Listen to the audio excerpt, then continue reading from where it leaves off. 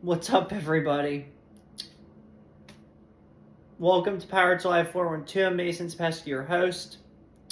Just a heads up, I just want to begin this show tonight by saying, to begin, I apologize before we begin.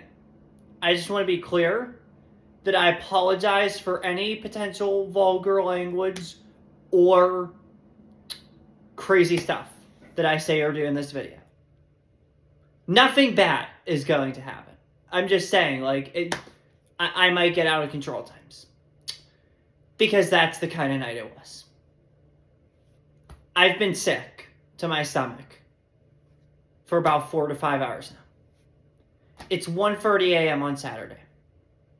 The game ended 3.5 hours ago. I've been sick for the past 4.5 hours. I've walked this earth for 21 years. My half birthday is coming up in June. It's one of the games we play the Braves for. In 3 weeks, I will have walked this earth for 21 and a half years. Barring something insane happens in the past 3 weeks with this, or in the next 3 weeks with this team, I will have walked this earth for 21 and a half years. Well, okay, we'll be weird about it. We'll say 21 and a third of a year, or whatever the heck it is. I could care less. I could give a flying fudge. I have seen the Pirates miss out on division titles to the St. Louis Cardinals. I've seen the Pirates get destroyed by David Freese in Game 5s to block us from the NLCS.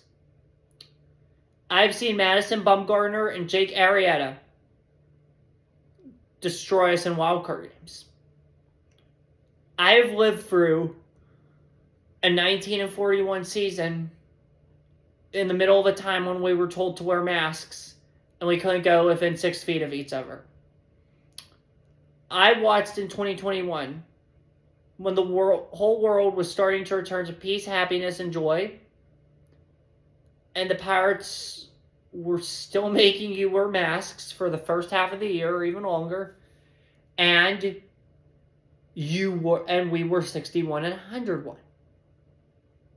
I was there in 2022 when we had Roncy Contreras on the mound against the Boston Red Sox. And we lost. And we were 62 and 100. I was there when we collapsed from 20 and 8 to 76 and 86. I've been there for a lot. I've been there for a lot this year. However, what happened tonight was the worst Pirates loss and the worst I have ever felt after a Pirate game in my nearly 21 and a half years on this earth. The Pirates didn't just blow a lead tonight. They showed who they really are. They showed how mismanaged and organized they were. And they showed why, despite all this media hype and this media frenzy and everybody being so optimistic, you can't take them seriously right now. This is ridiculous. How the fudge did we lose that fudging game? I'm in disbelief. I was there. I was freaking on fire like all of you. Until we basically pulled the Atlanta Falcons of Major League Baseball. Again, the Pirates must have walked, I'm literally dead serious when I say this. They must have walked into work today. Somebody must have said, oh, the Steelers' schedule came out last night. What games do you think we're going to attend once our season's over? And then somebody looks on the calendar and says, oh, shucks. It sucks that the Falcons are here week 1, that we're in Chicago. And then another player says, oh, cool. Why don't we pay tribute to the Falcons tonight? Well, guess what? They pay tribute to the Atlanta Falcons in the most perfect fudging way possible. You take the Steelers' first two opponents this year, the Falcons and the Patriots. Guess what? Those teams played together in a Super Bowl. That Super Bowl demonstrates exactly how this fudging game went tonight. And we were the fudging Patriots, and that makes me so fudging annoyed. My goodness. Let's talk about the game itself first. And then we're going to get into this. And first off, I read this on Twitter. I wasn't watching it because I was there. Why is the big thing of the night, according to Sportsnet Pittsburgh, a player catching a baseball in a cone? We lost this game. We didn't just lose it, we choked it. Alright, let's talk about the game itself first, because this is where it gets ugly.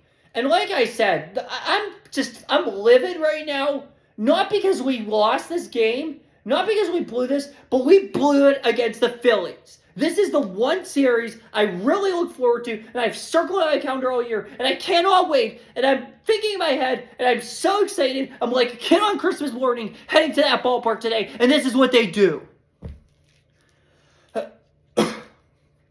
Crazy. Alrighty. It's 0-0 after 2. But then in the third, things get good. O'Neal Cruz centers to stand goal, scoring Connor Griffin and Andy Rodriguez, making it 2-0. At this point, Nola, who clearly has not had a good year for them, is rattled. So we got a little under his skin. And then in the bottom of the third, Bilal, right after him, homers to make it 4-0. The onslaught continues. Ozuna homers to center field. Then right after that, scoring Reynolds. It is 6-0 after the third inning. It looks like we're going to demolish the Phillies. And we're going to have a good night at PNC Park yet again. They had another thought coming. Top of the fourth. Bryson Stott hits a sac fly to center, scoring Bryce Harper. This cuts it to 6-1. I'm not worried in the least, because in my opinion, like most people's thinking, we're pretty much probably going to win this game. Not so fast. Top of the fifth. Garrett Stubbs is on. Kyle Schwarber comes up to the plate. He is a beast, by the way. He's a warrior. And why didn't we offer him an extra $10 million? I literally wrote that in my notes. Why didn't we offer him an extra $10 million? If we would have done that, we would have been just freaking fine. But instead, we have Marcell Ozuna. Like, what the fudge are we doing? Seriously, come on. But Schwarber homers to center, Schwar bombs as they call them. There are 2 tonight. We'll get to the other one later. And it's 6-3. Bottom of the fifth. Belo responds right back to the Schwar bomb, making it 7-3 on a homer of his own. I'm feeling good still. Top of the sixth, or bottom of the sixth. Horwitz scored on an error. Terrell is safe on a throwing error. It's 8-3. How much better could you feel? You're up 8-3 after 6. That's pretty solid. They'd have to score 2 runs each of the next 3 innings, and you'd score none to take the lead. Okay, that could happen. It's not likely, but it could happen. Top of the seventh. The second Schwar bomb happens. Okay, so this is... Okay, I'm going to talk a lot about Don Kelly tonight. Because I think the more I think about it, the less I'm impressed with how he's managed this year. So, Braxton Ashcraft is in the game. Okay? And Kelly takes him out for Montgomery. So Montgomery can face Schwarber. And Schwarber hits a home run. I think Kelly thinks he's smarter and funnier than he is. I'm just going to be honest with you. That's how I felt tonight. That's how I felt tonight. That was an asinine move, if you want my opinion. And he should be embarrassed of himself. Ridiculous. Like, the dude is hot. He's one of the best hitters in baseball, if not the best. You are not going to solve him. Easy. And that's what you do. Come on. We're better. Okay, I'm still feeling good. Going into the ninth, Soto's on the mound. The music's blasting. The lights are on. I'm thinking we're about to win this baseball game. We're about to close it out and have a good night.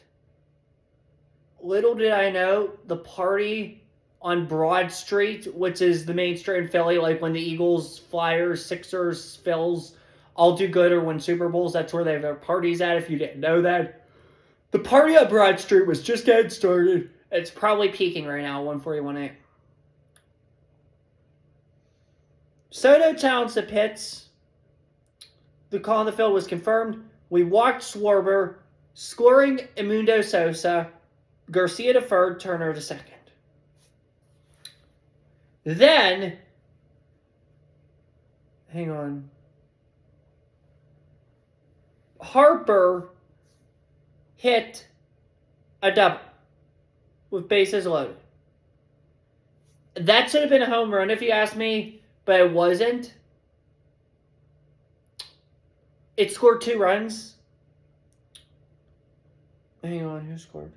Garcia scored, and I think Turner scored. Schwarber was out at third because he jumped out the bag for a second, and Harper was in second. We did manage to get, it's tied up at 8 now. We did manage to get the other outs, and it was 8-8 going into extras. The Phillies had the momentum, and boy did they keep it. We had chances in the 9th and the 10th, just couldn't come through. Top of the 10th, Brandon Mars doubles to right, scoring out Bohm to make it 9-8. And in the top of the 10th again, Rafael Marchand singles to center, scoring Mars and Stott. It's 11-8. At this point, I knew the game was over. I knew the game was over at this point. Sickening. I know. And then in the 10th, KG grounds out to third, scoring a Hearn, sending Ozuna to third. Just real quick, everyone's talking about this error from KG. I'm not worried about this error from KG in the least. I genuinely am not. I'm very worried about our bullpen. But that's what happened. That's how the Phillies won this game. That is how the Phillies won this game. We're going to get into my notes now, and we're going to talk about them. Because there's some stuff we need to talk about here. Oh my gosh. I took about a page and a half of notes. This is the most I've probably taken all year, other than maybe Wednesday night. I don't take many notes. Here's my notes. As you could see, I have a page. I fit 3-page games into 1 page. I have a Nationals game here, a Nationals game here, and a Rays game here. That's 3 games onto 1 page. 1 game today took me a page and a freaking half. So let's get into it here. Both these teams were strong defensively early. You saw that. First and second innings, they were both very sharp on defense. So they both showed me a lot of defense tonight. I know the foul score doesn't indicate it, but early on they showed what they're capable of, which is huge. We have to be better with base running. And the Phillies are very smart. They're not just good, they're high IQ. They're very high IQ. They have a lot of knowledge. And that comes when you have guys like Schwarber, Harper, Turner. Those guys aren't just nobodies. They're some of the best in the game, if not the best. So that's that with them. When it rains, it pours with Nola. When I said this, here's what I meant. Or wrote this is what I meant. When things get bad for Nola, they don't get better. They get worse. He struggled with Griff, KG, and Andy. Cruz singled them both home, and that's how he scored 6 runs off the dude. It's tough. It's tough with him. So, yeah, I mean, it was good that we got to Nola. That was great. The top of the order was great. Getting those hits from Cruz, the homer from Lau and Ozuna, that showed you who we could be when we were up 6-0.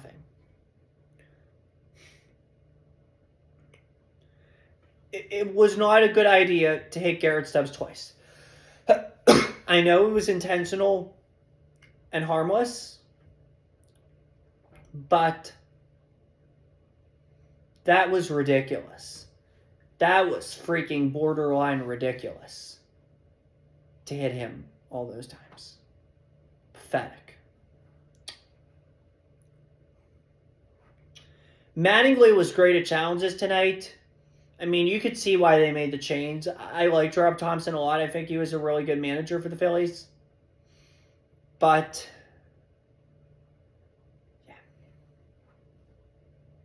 yeah, he was a good manager, but I don't think it resonated anymore. Because I think they wanted a new voice, and look at what they are now. They've been 13-4 since that firing. Unbelievable. And because I think they trust in Donnie Mattingly.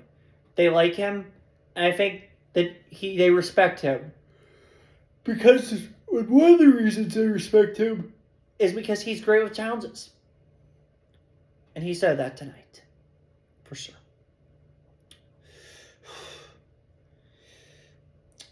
It was a dumb mistake that Bo made with the error there. And I had wrote here the Phillies were lifeless.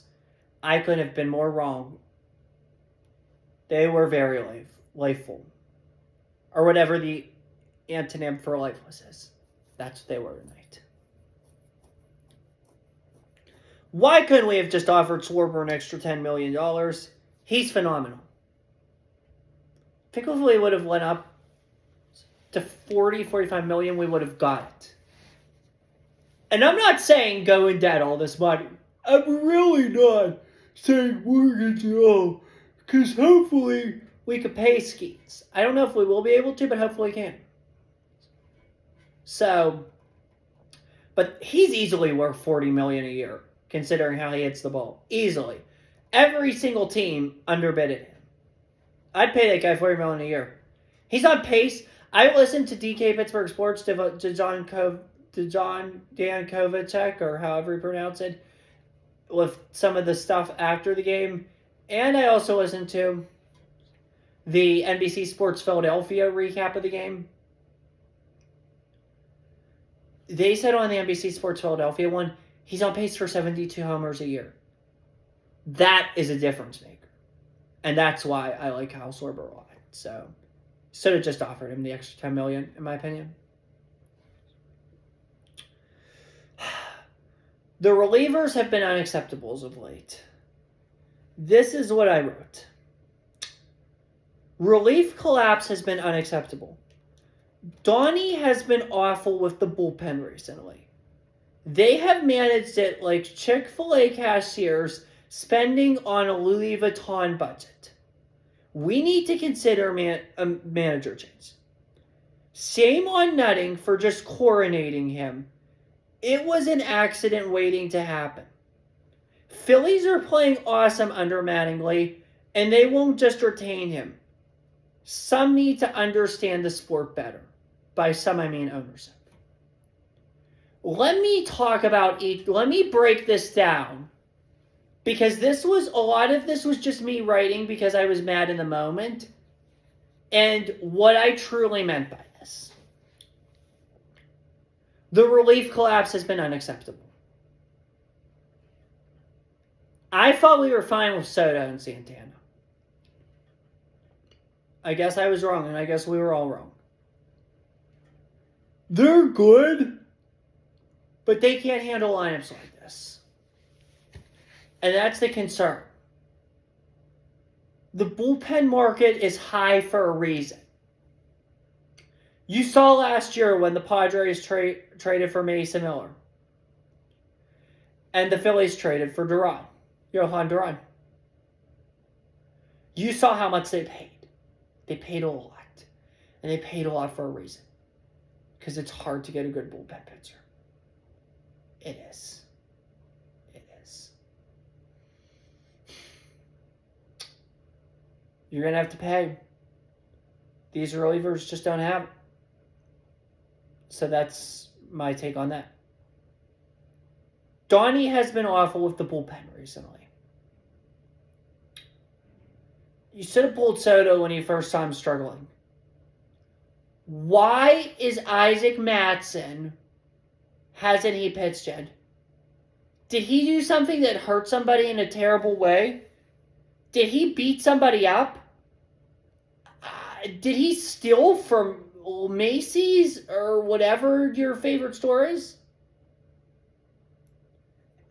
Did he just go into some dorm room at college and steal somebody's prized possession that they loved more than anything and cherished and threw it in the garbage? What did this man do that was so bad that he is not in games? It is completely unacceptable that he hasn't pitched since Sunday. Come on now. That's atrocious. Fudging ridiculous. Why isn't Beebe in it? Come on. Pathetic. That's what I mean by the bullpen management. And then you go to your press conference just thinking it's all funny. Yeah, it's going to be funny when you're one game out of the playoffs, dude. It's going to be real funny. They have managed the bullpen like Chick-fil-A cashiers spending a Louis Vuitton. So say out of college or out of high school, somebody says, I'm not going to college or I'm not going to work at a work company like BNY, PNC, JP Morgan, or even a company like Star, or like just even a general company. And they say, out of college or out of high school, I want to be a Chick-fil-A cashier. And this is no offense to Chick-fil-A cashiers. It's just typically when somebody is a Chick-fil-A cashier, they're in high school or college working a part-time schedule so that they could buy a ticket to a concert or for a morning coffee or for a nice dress to wear to the prom. Or to get their hair fixed. Or to get bracelets for the prom. Or to get their girlfriend or significant other flowers for the prom. They're not doing it because they have bills to pay. They have a mortgage, and all this other stuff that people in full-time positions pay. They're doing it to get money to have a good night at prom and take their girlfriend out to dinner. Not full-time. Now imagine somebody says, I don't want to do it so that I could take my girlfriend out to dinner and to a movie in high school. I want to do it because it's my dream job. It's my passion. And that's what I want to do for the next 50 years or 30 years of my life. That's fine and dandy if you want to do that. Say that was me. Say I wanted to do that. And say I wanted to do that. And I did it. However, I spent my paycheck with a mortgage, with rent, with housing costs, if housing or rent, whichever you do, with utilities, with a car payment, with a down payment, with all these payments you have to pay when you become an adult. And I spend it like on Louis Vuitton. That is poor financial management, and that is what they have done with the bullpen. It's poor I'm comparing poor financial management. That's the mindset that they've had with this bullpen. Not poor financial management with the bullpen, albeit maybe, but more so poorly managing the bullpen. It's ridiculous. We've been stupid with it. That's the thing. That's why I'm pissed. Sickening. We need to consider a manager change. Shame on Nutting for just coronating him. It was an accident waiting to happen. I will take back that it was an accident waiting to happen. Because I won't say, we're 24-21. I don't think that was an accident waiting to happen. That was not an accident waiting to happen. So maybe I take that part back. But I do think it was a mistake just coronating him. The day after the season, They extended him, and they were announcing they brought back Charrington because they didn't want to quote unquote rebuild when Skeens was here. No one was saying rebuild. I feel you could bring Charrington back. That's not what I'm going to protest tonight. However, we had a vacancy. His win percentage at the time would have equivaled to a, 77 win year. They should have at least called candidates and seen what was out there. Instead of just saying he's going to be the manager and coronating him like they did. They coronated him. Whether you want to admit it or not, the man was coronated. Let's look at whatever rookie managers there were. But, yeah, that was bad. That's what I'm saying. The Phillies are playing awesome under Mattingly, and they won't just retain him. It's pretty crystal clear that Dave Dombrowski and Alex Cora have been good friends. Dombrowski offered Cora the job, but he said no because he wanted to spend time with his family. So yeah. Cora will likely be a candidate. The moral of the story is, even if Mattingly is doing a great job, they will still do their due diligence and search for a manager. That's what we should have done. No, we rushed into it and wanted to get this done and over with and just coronate. Not good. Whatever managers were out there. The Braves hired Walt Weiss. He was in their organization, so I won't say that's that bad, but he's done a terrific job with them. Orioles have hired Craig Albornoz, who was good in Cleveland, great for Steve Vogt, his right-hand man, but hasn't been very good with Baltimore. So I won't talk about him much. Rockies, Warren Safer kept his job. It's a little weird, if you want my opinion. Angels, Kurt Suzuki. I wouldn't have done that. Twins, Derek Selton. Make me vomit. No, and no. And you're not going to hire who you just fired either. Padres, Craig Stammen. How about him? He was assistant to the Major League coaching staff and baseball operations with the Padres, so he's kind of more or less equipped with the Padres and part of their organization. So, and he's younger too, so I won't really count that because he was in their organization.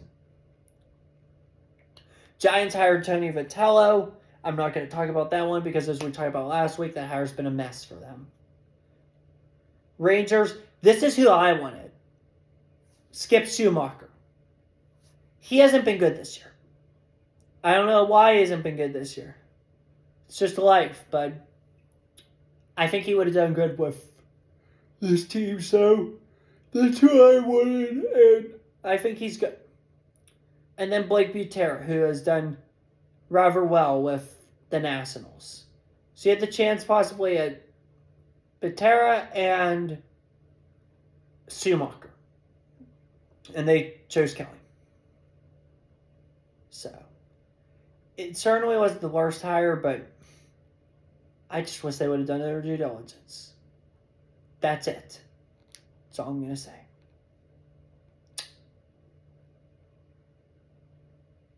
Rangers are 21 and 23. Nationals, 22 and 23. That's that. And I don't think Donnie Kelly is an awful manager. I don't think he is. If I had to give him a grade, I'd say C+. However, some of the things that happened tonight were so inexcusable, it's not even funny. And when I say ownership needs to understand the sport better, it's similar to how we all think about Art Rooney II and the Pittsburgh Steelers. They're not bad owners. And they're not bad people. They're certainly not bad people. However, the sport changes every so often. You have to keep up. The Blake Butera hire was so freaking bold by Taboni in Washington. The Schumacher hire, it wasn't very bold, but that's the thing. That's the thing. You have to make bold decisions, and by just coordinating or just removing the interim tag from him, that wasn't making a bold decision at all. I don't care that they hired him. I care more or less that they didn't bring anybody else in for an interview. That's my concern. And that's what I'm saying. Like, because you're from Pittsburgh, and this is with the Steelers too, because you're from Pittsburgh does not mean that you should be automatically granted these jobs because you're from Pittsburgh. I know I'm not qualified to manage the Pirates or coach the Steelers, but I'm from Pittsburgh. Yes, it helps that he's from Pittsburgh, and it shows you how much he truly cares, but can't do that. Yeah. I think they should fire Miguel Perez, or no. It's not Miguel Perez. I'm sorry. Let me get his name. The bullpen coach. I think he needs to be fired because what has happened with the bullpen this year has been a sin. And I'm very, very disappointed about this bullpen this season. So, yeah.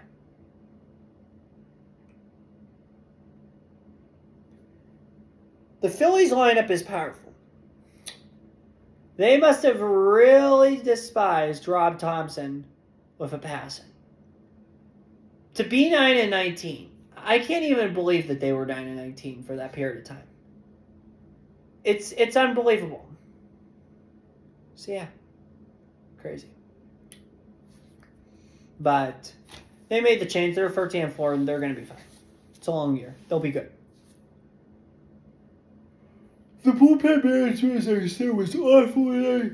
St. Louis Series 2.0 is what I had in my notes. I don't want to get swept. I don't think we will get swept, but this sure feels like St. Louis 2.0, if you ask me. I'm sorry, it just does. That was just not right bullpen management by Donnie. Miguel Perez is the bullpen coach. I've lost all faith in him with this bullpen. Hopefully the guys can flush it. Because we played 16 hours against this team.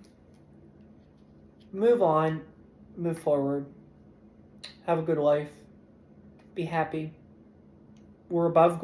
We're walking this earth. We're alive. That's what matters right now. Just thank God every day for your health, for your loved ones, and those who you crave, or those who you love and care about.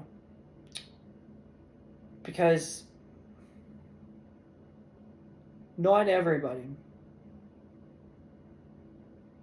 is as privileged. One positive thing I want to share from tonight. There was this girl named Penelope. She had a form of cancer. She beat it. She's been in remission ever since. So congrats to her. Give her a round of applause. Wherever you're watching. However, we have to take everything, don't take anything for granted. The Pirates took a lead for granted tonight. We oftentimes take for granted our health, including myself. I take it for granted. I'm sure we all do. But to see people like her makes you think how lucky you are. We're all lucky to be here on this earth. We're all lucky to be happy and healthy at times. And so will we want to be. And happiness is the key to success. It really is.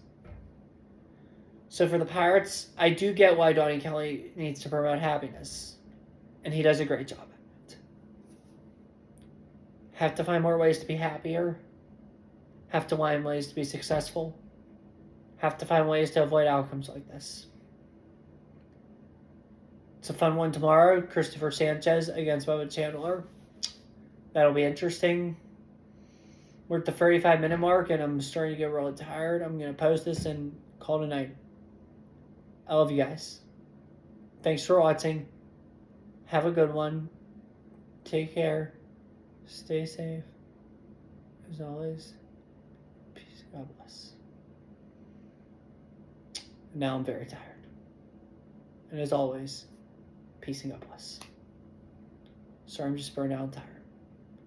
Don't forget to subscribe. I'll see you tomorrow. Good night and goodbye.